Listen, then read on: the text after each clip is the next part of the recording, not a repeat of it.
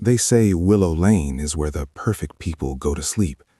But some of us are just better at dreaming with our eyes open. The morning fog on Willow Lane does not roll in like a tide, but rather it descends, a heavy, suffocating blanket of grayscale that mutes the world and steals the color from the manicured hydrangeas, turning the suburban dream into a photograph left too long in the sun. It was in this hush, this pre-dawn purgatory, where the streetlights buzzed with the dying energy of the night, that the silence was broken, not by a scream or a crash, but by the whisper of paper sliding against hardwood, a sound so soft it should have been inaudible, yet in the vacuum of 4 a.m. it echoed like a gunshot in the sleeping minds of the residents. At house number 1, the residence of the Honorable Judge Marcus Thorne, the air is always colder, kept at a preservationist 62 degrees, a temperature that suits the leather-bound books and the mahogany wainscoting that lines his hallway like the ribs of a great dead beast. Thorne was awake, of course, for sleep is a luxury of the innocent and the young, and the judge, with his history of gavels and sentences, was neither. He sat in his wingback chair, facing the door, a cup of Earl Grey cooling in his mottled hand, watching the mail slot with the suspicion of a man who knows that nothing good ever comes unannounced. When the envelope appeared, a sliver of cerulean blue against the dark oak of his foyer floor, he did not move immediately, but let his eyes trace the edges of the intrusion, noting the lack of a stamp, the lack of a postmark, and the terrifying precision with which it had been delivered. He set his tea down on the coaster, the ceramic making a dull clink that seemed to vibrate through the floorboards, and he rose, his knees popping with the dry sound of snapping twigs, reaching for his cane, not for support, but for a weapon. He approached the door slowly, his breath steady, his heart a rhythmic drum of disciplined anxiety, and he poked the blue envelope with the rubber tip of his cane, flipping it over to reveal the calligraphy that curled and twisted like smoke, spelling out a name that was his, and yet in that script looked like an accusation. 2 doors down, at house number 2, Martha Higgins was already standing by her window, her fingers parting the lace curtains just enough to create a sliver of observation, her eyes darting back and forth across the street, scanning for the erratic movements of teenagers or the suspicious idling of a delivery truck. She had founded the Neighborhood Watch 20 years ago, a desperate attempt to impose order on a chaotic world. And yet, she had missed it. She had blinked, or perhaps she had turned to check the kettle. But in that fraction of a second, the blue square had materialized on her welcome mat, sitting there with an innocent malice that made her stomach tighten. She unlocked the deadbolt, the tumblers clicking into place with a mechanical heaviness, and opened the door just an inch, the cool mist licking at her ankles, and she snatched the paper from the ground, pulling it inside as if it were contraband, her chest heaving with the exertion of the unknown.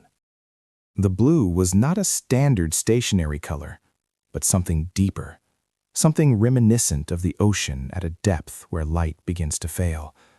And as she held it under the harsh light of her kitchen island, she saw the invitation, the ink dark and wet, looking as if it had been penned only seconds before she touched it. Across the street, in the architectural symmetry of house number 4, the silence was different. It was the silence of a house holding its breath, a tension woven into the drywall by years of unspoken resentments between Mark and Sarah Miller. The envelope had slid under the front door and glided across the polished concrete of the entryway, coming to rest against the wheel of a designer stroller that cost more than most people's first cars.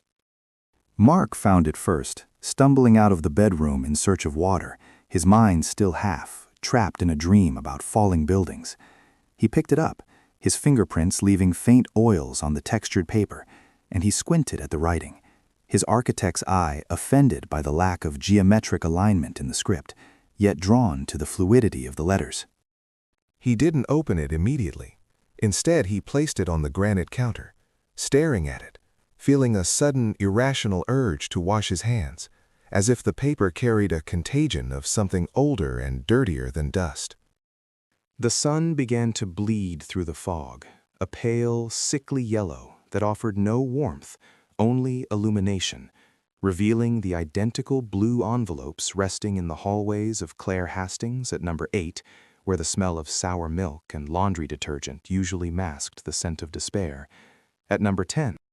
And at number 13, Silas Blackwood, a man who spent his days preserving the dead in lifelike poses, was already in his basement workshop when he heard the faint hiss of the paper entering his domain. He did not hesitate. He wiped his hands on a rag stained with formaldehyde and varnish, walked up the creaking stairs, and picked up the envelope with a reverence usually reserved for religious artifacts. He brought it to his nose, inhaling deeply, searching for the scent of the sender, but finding only the smell of rain and ozone, a scent that belonged to the storm, not the person. Finally, at the end of the cul-de-sac, in the modern fortress of house number 15, Julian Vane sat bathed in the glow of 6 monitors, the fluctuating graphs of cryptocurrency markets reflecting in his glasses. He saw the envelope on his security feed before he saw it with his own eyes, a pixelated blue rectangle that appeared between one frame refresh and the next. He spun his chair around, rolling across the room, and snatched it up, ripping it open with a cynical laugh, expecting a subpoena or a marketing gimmick. But the laughter died in his throat as he read the card, the words burning themselves into his retina. Dinner, 8 p.m., 6 Willow Lane. Julian stopped, his mind processing the data, the geography of the street mapping itself out in his head, and he whispered to the empty room, the sound swallowed by the acoustic foam on the walls. There is no house number 6. The realization did not hit the street all at once, but rippled through the neighborhood like a tremor, a slow-motion wave of cognitive dissonance that began as confusion and curdled into dread. By noon, the fog had lifted, leaving behind a sky of piercing, cloudless blue that felt too exposing, too bright, casting long, sharp shadows that seemed to point accusing fingers at the residents as they emerged from their homes. Judge Thorne was the first to take action, his legal mind unable to abide a paradox. He stood on his porch, dressed in a 3-piece suit despite the climbing heat, his cane planted firmly on the slate tiles. He watched as Mark Miller emerged from number 4, holding the blue card like a piece of evidence. Thorne descended the steps, his movements stiff but authoritative, and met Mark at the edge of the driveway, where the manicured lawn met the public sidewalk. "You received one as well," Thorne stated, not asking a question, but establishing a fact for the record. Mark nodded, running a hand through his thinning hair, his eyes darting toward the space between his house and Claire Hastings' bungalow. "It says number 6, Judge, but that's the lot, the empty lot." "I am aware of the geography, Mr. Miller," Thorne snapped, his voice dry as parchment. "I have lived on this street since before your house was even a blueprint. The lot has been vacant for 40 years. It is owned by a holding company in Delaware that does not answer its phone. So it's a prank, Julian Vane called out, walking down the center of the street, his sunglasses reflecting the distorted faces of his neighbors. He held his invitation loosely, flapping it back and forth. Some viral marketing garbage, probably for a new escape room or a ghost kitchen app. Blockchain-based, maybe. "It is not a prank," Martha Higgins said, joining them, her arms crossed tight over her chest, her cardigan buttoned to her chin. "I checked the handwriting. It's real ink, calligraphy. Nobody does that for a prank, Julian, and I didn't see anyone deliver it. I was watching. I am always watching." Claire Hastings emerged from number 8, a toddler on her hip, her face pale and drawn. She held the envelope with 2 fingers, extending it toward the group. "It smells like my grandmother's house," she whispered, her voice trembling. "The paper, it smells like lilies and old dust. How would they know that?" "Mass hallucination induced by suggestion," Julian scoffed, though he took a half-step back from Claire. "We should collect them," Thorne announced, extending his hand. "They are a security risk." "Unauthorized solicitations. I will hold them as evidence and contact the municipal clerk in the morning to file a formal complaint regarding the misuse of non-existent addresses." "No," Silas Blackwood said. The taxidermist had appeared silently, standing near the overgrown hedge that bordered the empty lot. He was wiping his hands on a rag, his eyes dark and unreadable. "You don't refuse an invitation like this. It's rude." The group turned to look at the empty lot. It was a scar on the perfect face of Willow Lane, a quarter-acre of wild rebellion where nature had reclaimed its territory. Tall, yellowing grass choked the ground, rising waist-high, concealing whatever debris lay beneath. A rusted chain link fence, swallowed by ivy and trumpet vines, marked the boundary, but the gate had long ago fallen off its hinges, lying half buried in the dirt like a skeletal rib cage. There was no foundation, no ruins, just a heavy, expectant emptiness that seemed to pull at the air around it. "There is nothing there," Mark said, his voice lacking conviction. "I surveyed it once. The ground is unstable, sinkholes. You can't build there." "And yet," Evelyn Reed said, her voice soft and dusty, like the pages she loved. She stood on her porch, clutching her cardigan. "The invitation says 8 p.m. Perhaps we are looking at it wrong. Perhaps it is not about the house that is there, but the house that should be there." The afternoon dragged on, the hours stretching and warping like taffy in the heat. The sun seemed to hang at its zenith for too long, baking the asphalt until it shimmered with mirages. Inside the houses, the blue envelopes sat on tables, on mantels, on desks, magnetic centers of gravity that drew the eye again and again. Judge Thorne sat in his study, researching property records, his magnifying glass hovering over old plat maps, but the space for number 6 was always blank, a white void in the ink of history. Martha Higgins cleaned her kitchen 3 times, scrubbing the countertops until her knuckles were raw, trying to erase the feeling of being watched, but the sensation only grew stronger, pressing against the back of her neck. As the sun finally began to dip, painting the sky in bruises of purple and red, a strange stillness fell over the street. The birds, usually raucous in the evening, went silent. The wind died down, leaving the flags on the porches limp and lifeless. And then, as the clock on the church tower in the distance struck 7, the streetlights flickered. Click, buzz, darkness. Click, buzz, light. They pulsed with a slow, rhythmic heartbeat, independent of the electrical grid, a Morse code of lumens that signaled the arrival of the appointed hour. At 7:55 p.m., the doors of Willow Lane opened. It was not coordinated, and yet it was simultaneous. They emerged like sleepwalkers, drawn by a curiosity that outweighed their fear, or perhaps by a fear that demanded to be confronted. Judge Thorne, clutching his cane, Martha, with her flashlight, Mark and Sarah, holding hands, their grip white-knuckled, Claire, having left the children with a confused babysitter, Leo and Maya, recording on their phones, Evelyn, wrapped in a shawl, Silas, smelling of chemicals, and Julian, streaming to an audience of 0. They gathered on the sidewalk in front of the empty lot. The weeds seemed taller now, the shadows within them deeper, more absolute. "This is trespassing," Thorne muttered, but he did not stop. He stepped off the curb, his polished shoe sinking into the dry earth of the lot's entrance. They walked in single file, wading through the sea of grass, the dry stalks rustling against their clothes with the sound of whispering voices.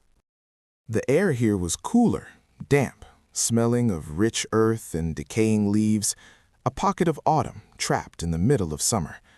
And then they saw it. In the center of the lot, where the grass had been flattened into a perfect circle, stood a table. It was not a folding table, nor a picnic bench. It was a dining table of massive proportions, carved from dark, heavy mahogany that seemed to absorb the fading light. It was long enough to seat 12, its surface polished to a mirror sheen that reflected the emerging stars. Impossible, Mark breathed, his architect's mind reeling at the logistics. How did they get this in here? The fence? The terrain? We would have heard a truck. We would have seen a crane. Look at the settings, Martha whispered, shining her light on the china. The table was set for dinner. Bone china plates with gold rims, heavy silver cutlery that looked Victorian in design, crystal goblets that caught the moonlight. And down the center of the table, a row of beeswax candles burned with steady, unwavering flames. There was no wind. The tall grass around them stood motionless. The flames rose straight up, like prayers. "There's no food," Julian said, his voice cracking. "Just plates." "Sit," Silas said, moving toward a chair. The invitation said dinner. "We cannot sit," Thorne protested, his voice wavering. "We do not know who the host is. This is entrapment." "Or a gift," Evelyn said, touching the back of a chair. It was velvet, plush, and deep. "It's beautiful." One by one, the logic of the daylight world crumbled under the weight of the surreal atmosphere. The sheer audacity of the tableau demanded participation. To turn back now would be to admit madness. To sit was to accept the play. Silas sat first, then Evelyn, then Julian, driven by the need to see the end of the narrative. Mark and Sarah followed, then Claire. Martha looked at Thorne, and the judge, seeing his authority dissolving if he remained standing alone in the weeds, stiffly lowered himself into the chair at the head of the table. They sat in silence, 12 empty plates before them, the candles casting long, dancing shadows across their faces, turning them into strangers.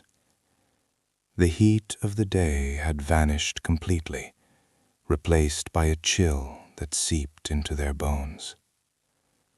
And then, from the darkness of the trees at the back of the lot, where the woods grew thick and impenetrable, a sound began.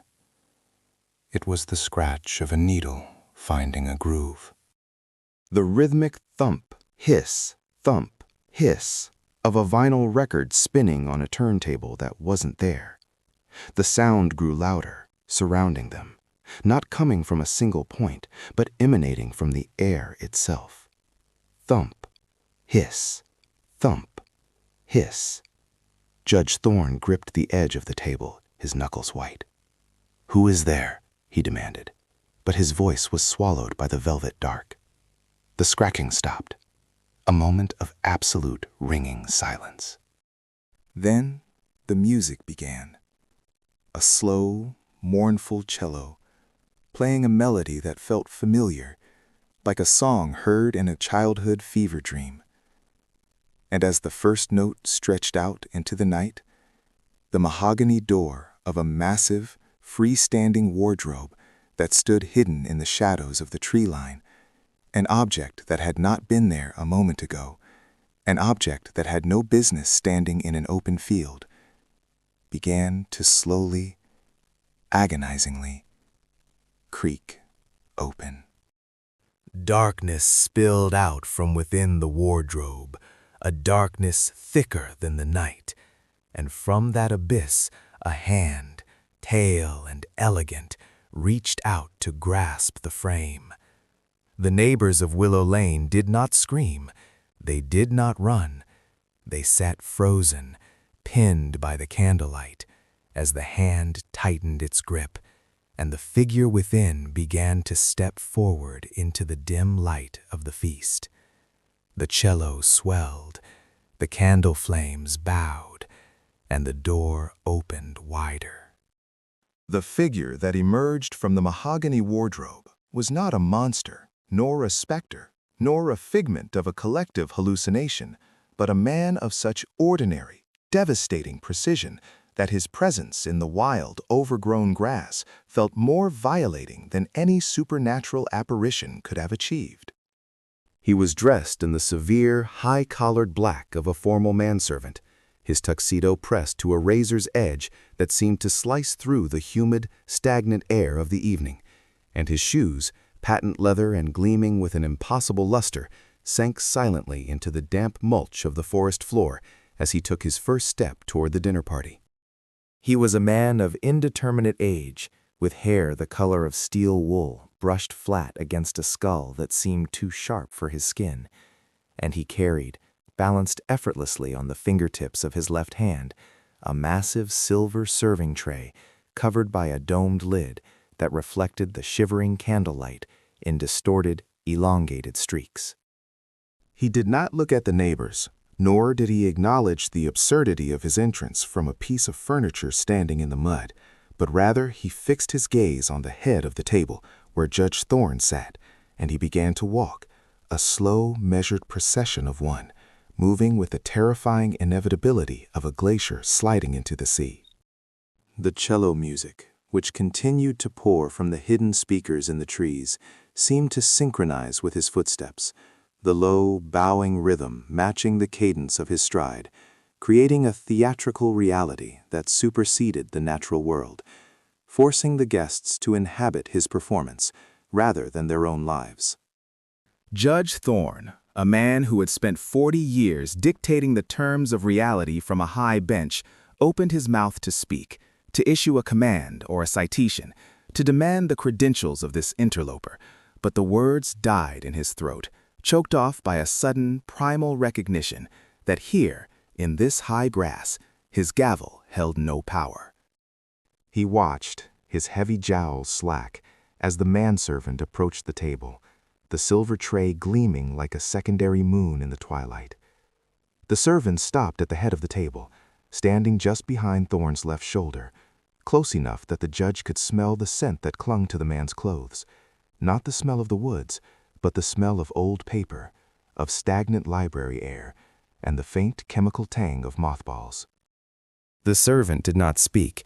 He merely pivoted with a mechanical grace and placed the silver tray in the center of the table, the metal ringing softly against the wood, a sound that seemed to vibrate in the teeth of everyone present.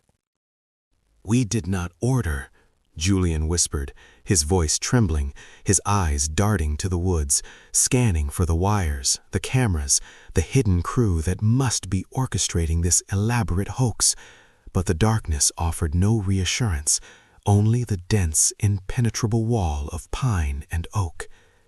The servant ignored him. With a gloved hand, he reached into the pocket of his jacket and withdrew a stack of smaller silver cloches, nesting dolls of polished metal, and began to distribute them, placing one before each guest with a quiet, deliberate clink. He moved around the table counterclockwise, defying the superstition, his movements fluid and practiced, treating the weed-choked lot as if it were the dining room of the Ritz. He placed a covered dish before Evelyn, who stared at the reflection of her own terrified eyes in the silver dome. He placed one before Silas, who shrank back into his velvet chair, his hands gripping the armrests until his knuckles turned the color of bone.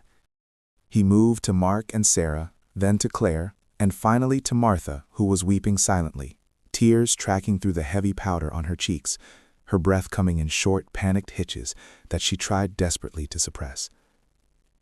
When every guest had a silver dome before them, the servant returned to the head of the table, folded his hands behind his back, and stood like a statue, his eyes fixed on the horizon, waiting. "What is this?" Thorne demanded, his voice finding a shred of its former strength, though it cracked on the final syllable. "I demand to know the meaning of this charade. Who is your employer? Who is responsible for this trespass?" The servant slowly lowered his gaze, looking down at Thorne with an expression of mild, professional pity. "The first course," he said, his voice soft, dry, and utterly devoid of warmth, like the rustling of dry leaves in a gutter. "It is customary to begin with an appetizer, something to whet the appetite, something to prepare the palate for the truths that must follow." "I'm not eating anything," Sarah said, pushing her chair back, the legs scraping violently against the uneven ground. "Mark, we're leaving. Now. This is sick." "Please," the servant said, not raising his voice, yet the word carried a weight that pinned Sarah to her seat. "To leave now would be untidy. The gates have been closed. The narrative has begun. You may lift the covers." It was a command, not a suggestion. The atmosphere in the lot had thickened, the air pressure dropping, as if a storm were gathering directly overhead, pressing down on their chests, making it difficult to draw a full breath. The candle flames, previously so still, began to lean in unison toward the center of the table, as if drawn by a vacuum. Silas was the first to move. He was a man accustomed to bad news, a man who had lived his life waiting for the other shoe to drop, and he seemed to decide that delaying the inevitable was a torture he could not endure. His hand, shaking violently, reached out and grasped the handle of the silver cloche. He lifted it. There was no food on the plate. Resting on the bone china, stark and undeniable against the white porcelain, was a set of keys. They were tarnished, brass keys on a faded plastic fob shaped like a weeping willow. Silas let out a sound that was half gasp, half sob, dropping the cloche onto the table, where it rolled with a chaotic clamor. He stared at the keys, his face draining of blood, his eyes widening until the whites showed all around the irises. "No," he whispered. I lost these 10 years ago." "Nothing is ever truly lost," the servant murmured, his eyes still fixed on the horizon. "Merely misplaced until the proper time." Evelyn, driven by a morbid curiosity that overpowered her fear, lifted her cover next. Beneath it lay a single dried flower, a white oleander, preserved perfectly, its petals brittle and yellowed, tied with a ribbon of blue silk. She covered her mouth with her hand, stifling a scream. It was the flower she had worn in her hair on the day of her sister's funeral, the sister whose estate she had quietly, and perhaps illicitly, absorbed into her own accounts. Julian, seeing the pattern, refused to touch his cover. He stared at the silver dome as if it were a bomb. "I didn't do it," he said, his voice high and thin. "Whatever you think you know, it's just data. It's just noise. You can't prove anything." "The proof is not for the court," the servant said, turning his gaze to Julian. "The proof is for the digestion." One by one, the logic of the dinner party revealed itself to be a surgical dismantling of their collective amnesia.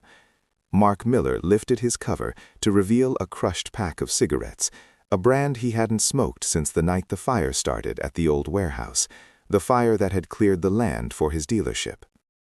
Claire Hastings found a single pearl earring, the mate to the one she was currently wearing, the one she had claimed was stolen by the housekeeper she had fired without cause. Martha, weeping openly now, lifted her cover with trembling fingers. On her plate sat a small glass vial, empty, but with the label still legible. Digitoxin. She stared at it, her body rocking back and forth, a low keen escaping her throat. And finally, Judge Thorne. "The authority, the law." He looked at the servant, his eyes filled with a hatred that burned hotter than the candles. "You think you can intimidate me with trinkets," he hissed. "I am a chaotic system's only order. I am the wall against the flood." "Lift the cover, Judge," the servant said. Thorne grabbed the handle and ripped the cover off. On his plate was not an object, but a photograph. It was black and white, grainy, taken from a distance, showing a younger Thorne standing on the porch of 6 Willow Lane, the very lot where they now sat, shaking hands with a man whose face was obscured by shadow, passing a thick manila envelope. The silence that followed was absolute. The cello music had stopped. The wind had died.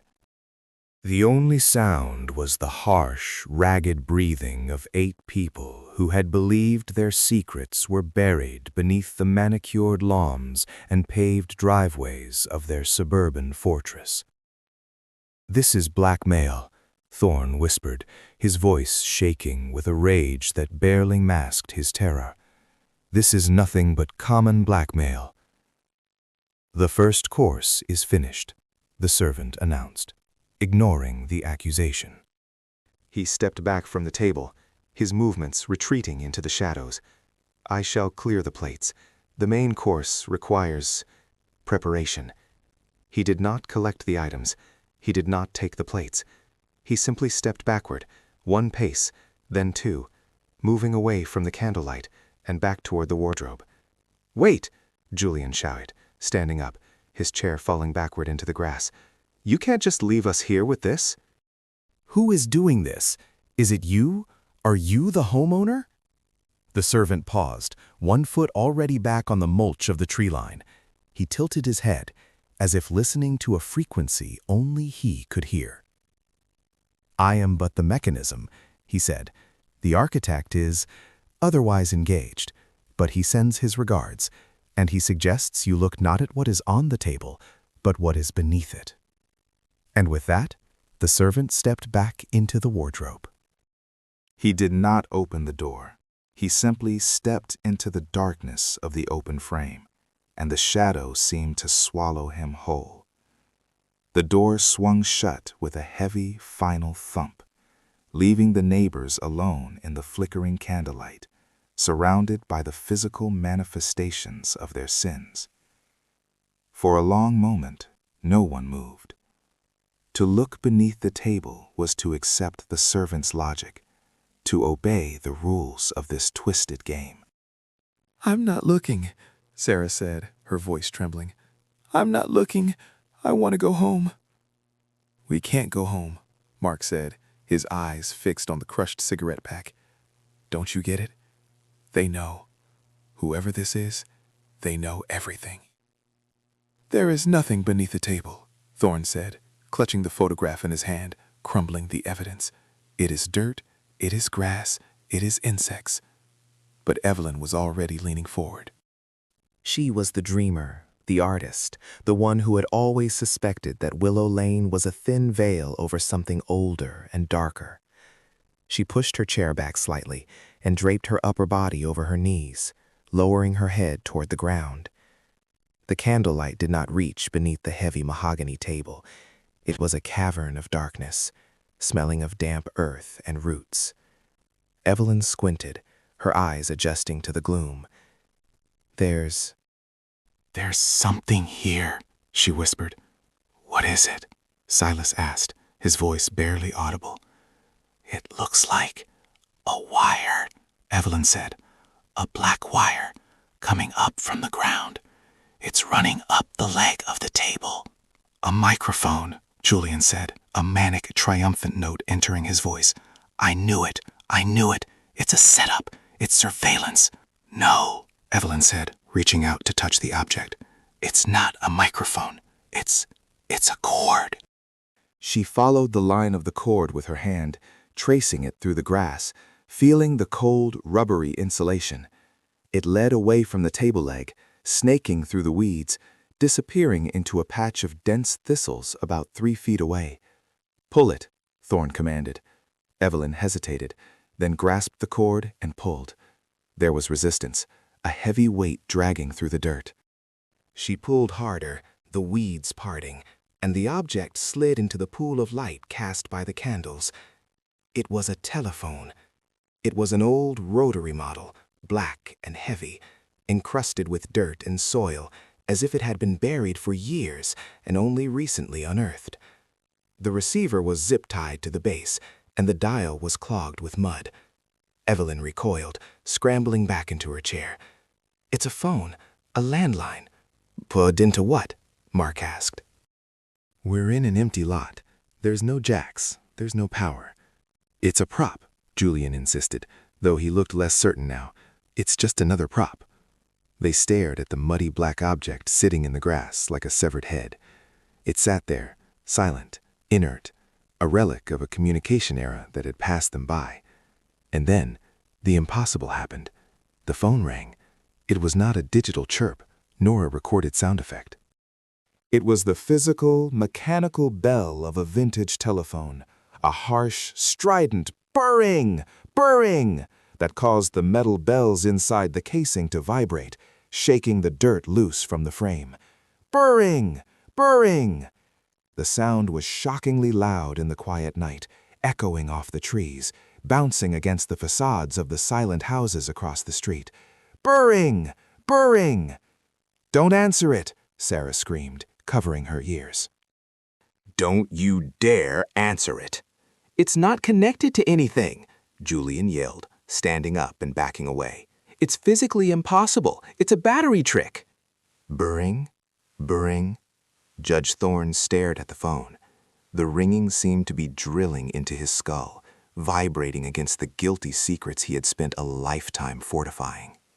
He looked at the photograph in his hand, then at the ringing phone. The logic of the courtroom told him to ignore it, to reject the evidence that did not fit the procedural rules. But the logic of Willow Lane was rewriting his mind.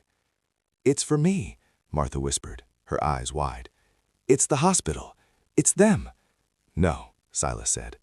"It's the bank. It's the foreclosure. It's the police," Mark said. "Bring, bring." The ringing was persistent, demanding. It was not going to stop. It was a summons that superseded the invitation to dinner. Slowly, as if moving through water, Judge Thorne stood up.